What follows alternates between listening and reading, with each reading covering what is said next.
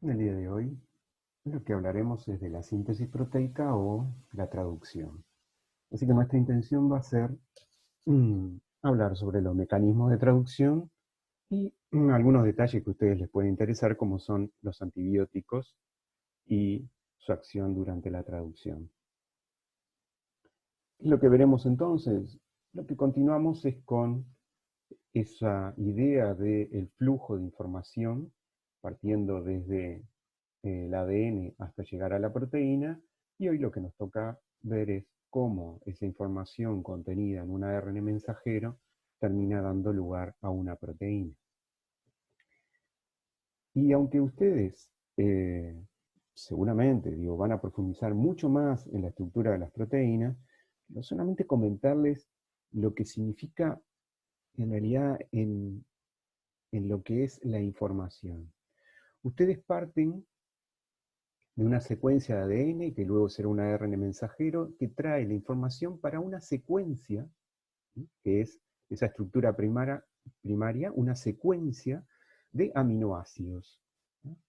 Pero esa propia secuencia va a ella misma, tiene información como para, por ejemplo, plegarse en formas diferentes, como podría ser el alfa hélice, y que en una estructura terciaria daría lugar a una conformación de un monómero que está en vinculación con un átomo de hierro en este caso, y que en esa estructura cuaternaria, que sería esa conformación multimérica, ¿no?, de 4 monómeros de esta globina, daría lugar a la proteína que conocemos como la hemoglobina.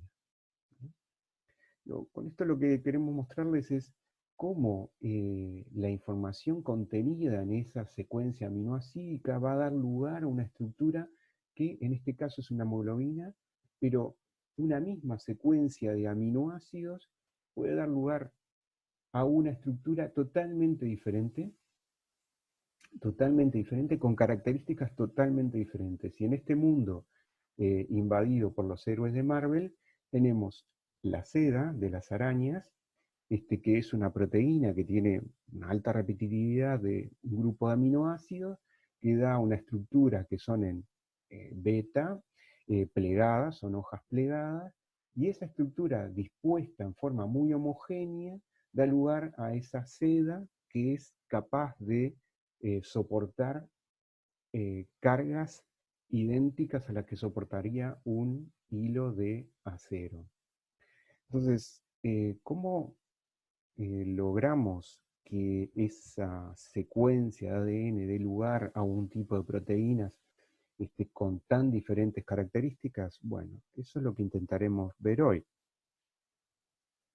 En la síntesis de proteínas, nosotros lo que encontramos son, por ejemplo, 3 tipos de ARN que desempeñan un papel que es totalmente cooperativo. Por un lado, tenemos el ARN mensajero, que es aquel que contiene la información. Por otro lado, tenemos los ARN ribosómicos, que conforman al propio ribosoma y que están asociados a proteínas. Vamos a ver desde que hoy se sabe que estos ARN ribosómicos son extremadamente importantes para la función de ese ribosoma. ¿Mm? Y luego los ARN de transferencia, que son aquellos que portan los aminoácidos y son los que pueden leer el mensaje en ese ARN mensajero. Son realmente los traductores, ¿no? ¿Qué características tenemos entonces? La secuencia de aminoácidos en la cadena proteica va a estar determinada por esa secuencia de nucleótidos. Lo que estamos viendo aquí, la secuencia de nucleótidos que da lugar a esos codones que ya vimos, el código genético antes, este ribosoma va a ser capaz de leer esa información y traducirla a una secuencia, una cadena de aminoácidos. Y para esto necesitamos un código que es bilingüe. Pasar la información de la secuencia de bases a aminoácidos requiere, lo que vamos a ver ahora después, un código que es bilingüe.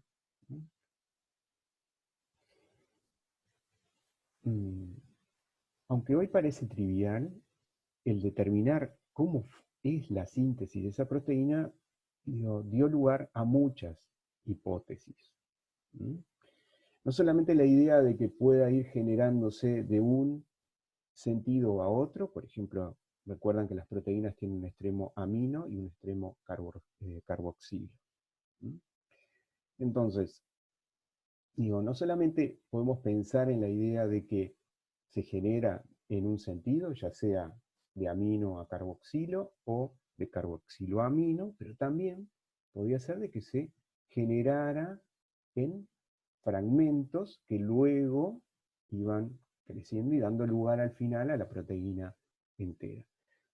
Eso se demostró de que había un sentido único a partir de un experimento que es muy inteligente y interesante en el sentido científico, que fue por Dinsitz en 1961, y lo que hizo fue, teniendo un sistema que contenía todos los elementos necesarios para la traducción, o sea, para la síntesis proteica,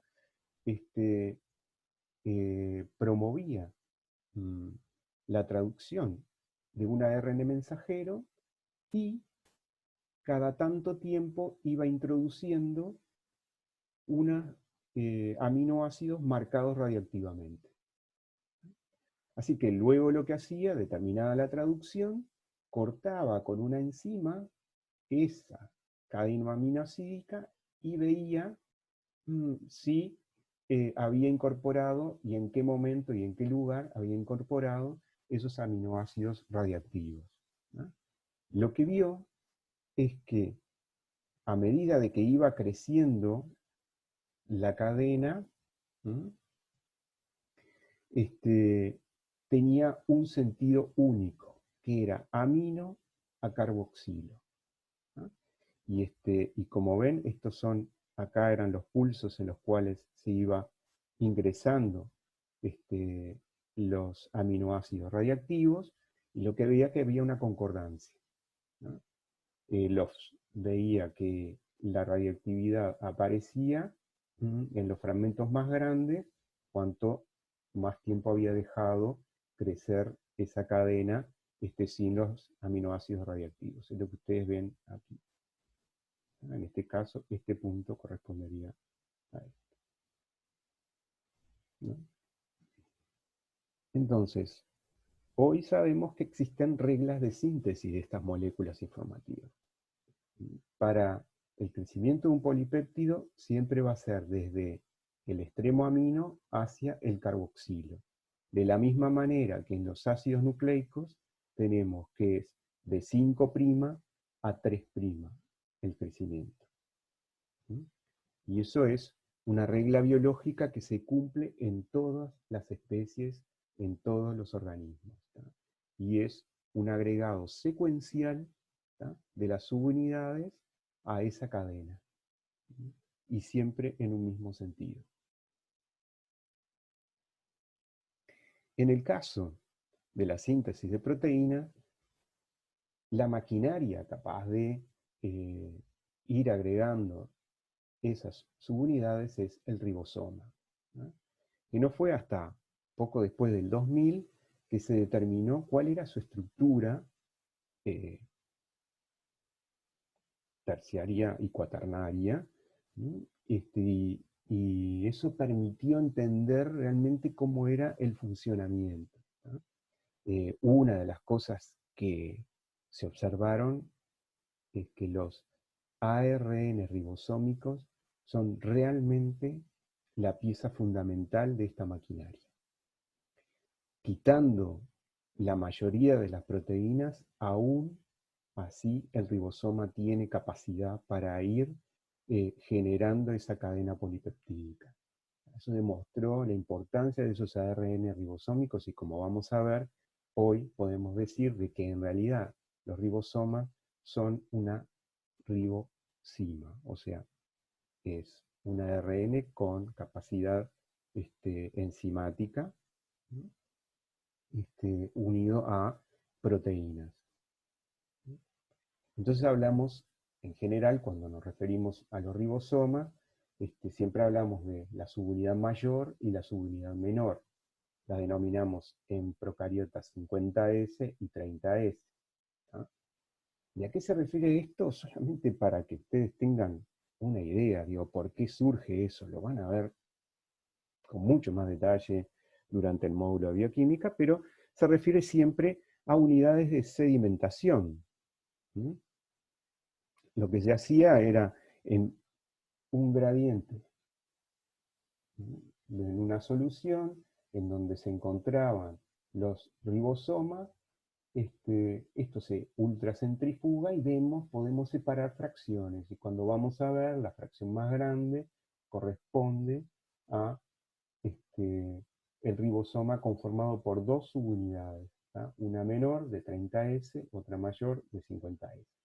Obviamente que no es lineal estas medidas porque no estamos hablando de medir ni secuencias, ni peso, ni nada, sino de cómo se distribuyen en este gradiente, ¿tá? Que es generado, por ejemplo, por sacarosa u otros elementos que nos permiten generar un gradiente y entonces poder separar mejor esas fracciones. Cuando vamos a analizar cómo es la composición de estos ribosomas, bueno, existen diferencias entre procariotas y eucariotas, ¿no? En los procariotas, la subunidad mayor es de 50S y la menor es de 30S, mientras que en eucariotas la subunidad mayor va a ser la 60S y la menor de 40S. ¿No? Si vamos a ver a nivel de la composición en ARNs y proteínas, vemos que hay diferencias entre procariotas y eucariotas. En la subunidad mayor tenemos el ARN ribosomal 23S y el 5S, ¿no? Y un total de unas 31 proteínas. Mientras que en la subunidad menor tenemos el ARN ribosomal 16S y 21 proteínas. Como ven, en eucariotas esto ya es un poco diferente. Tenemos los AR ribosomales 28S, 5.8 y 5S, más un total de unas 50 proteínas, y en la subunidad menor ARN ribosomal de 18S y sus 33 proteínas. Entonces, tienen diferencias en cantidad y en tamaño. Y el otro gran elemento importante en este síntesis de proteínas es, por supuesto, el ARN de transferencia. Y algo hemos visto de él, ¿no? Y sabemos que es un ARN, ¿sí?, que adquiere una conformación especial, y ven aquí estos bucles formando brazos, y si ustedes se fijan con mayor detenimiento van a ver de que hay bases nucleotídicas modificadas, no son las canónicas que siempre mencionamos en el ARN, sino que hay algunas que están modificadas, y estos brazos son constantes en todos los ARN de transferencias, ¿tá? Y vamos a ver de que hay uno que es el brazo septor, ¿tá? El brazo septor es donde se va a cargar ese aminoácido. Siempre tiene esta misma secuencia: 2 citosinas y una adenina, ¿tá? Es una constante en todos los ARN de transferencia, ¿tá? Lo que sí vemos es que en las secuencias de bases nucleotídicas hay diferencias en los diferentes brazos, y eso es lo que le da la identidad, más allá de la presencia del anticodón, ¿no?, que es lo que identifica el aminoácido que va a estar cargando, ¿tá? Pero a su vez también hay alguna diferencia, y esta en particular, por ejemplo, ayuda a reconocer también, digo, si estamos frente al mismo, el codón.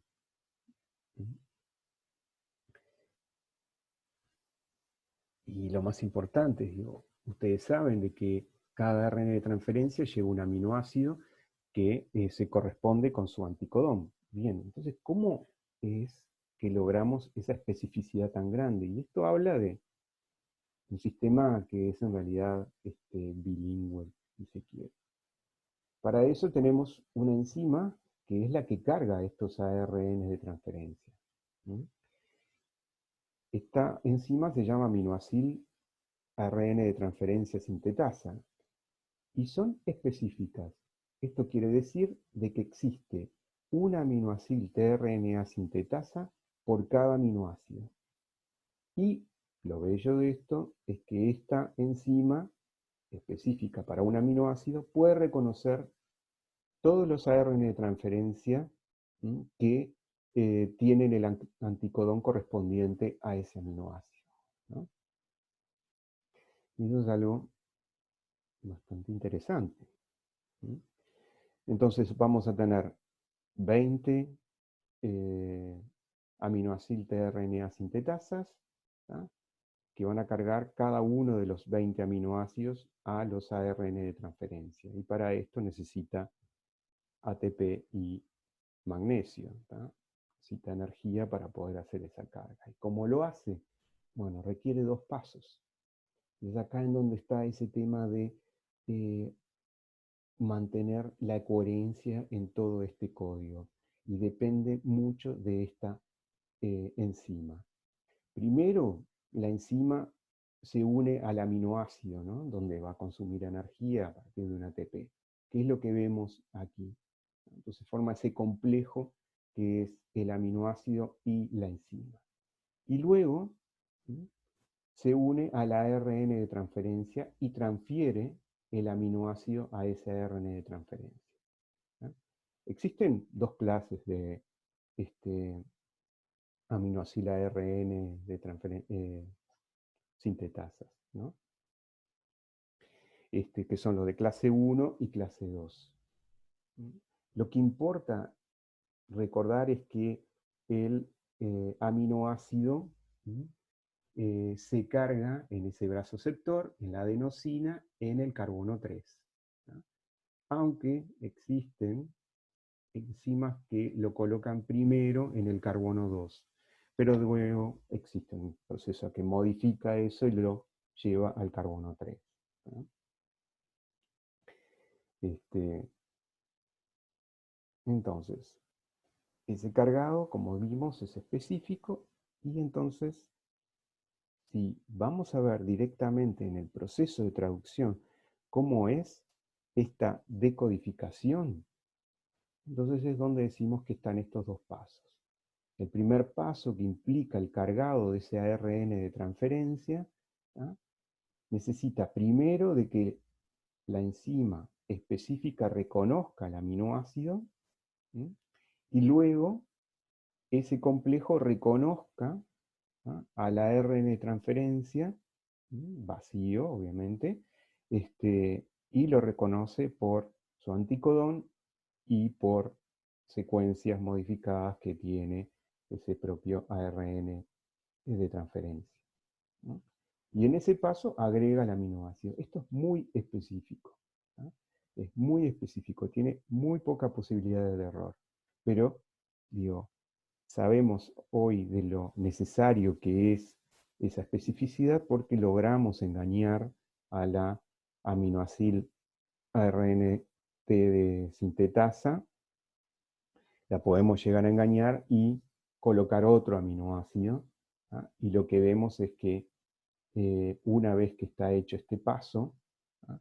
Luego ya no hay un chequeo.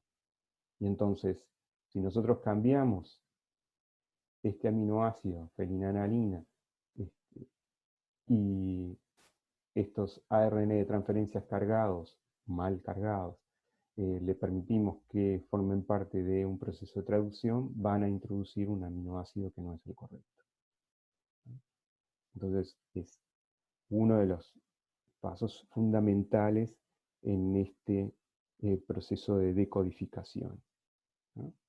Y luego, lo que viene, obviamente, que ustedes ya conocen, es ese reconocimiento codón-anticodón, en donde, una vez que reconoce el codón correcto, este ARN de transferencia entra en el proceso y va a agregar esa felinalaninina, ¿no?